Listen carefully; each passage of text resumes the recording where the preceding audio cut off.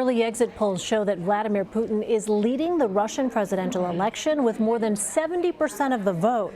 The Russian president took to the polls himself Sunday, hoping to win his fourth term since 1999. CBS reporter Kylie Atwood stopped by the Russian embassy in Washington, D.C., where hundreds were participating in the election. Russians living in the U.S. weren't left out of the country's presidential election. Today, a steady stream of voters came to the Russian embassy here in D.C. There were no electronics, voters filled out paper ballots, and there was little secrecy. Ballots were slid into transparent plexiglass ballot boxes. And some voters brought their children along, others posed for photos as they proudly cast their vote.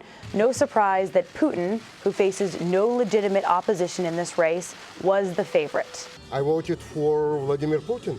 Frankly speaking, I don't see another person who could replace Vladimir Putin. I believe him. He's smart. He's very intelligent.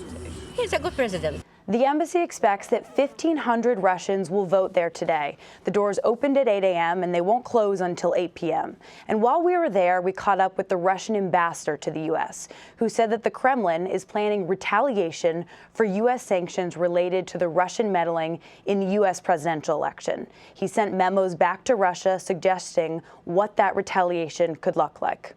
Elaine?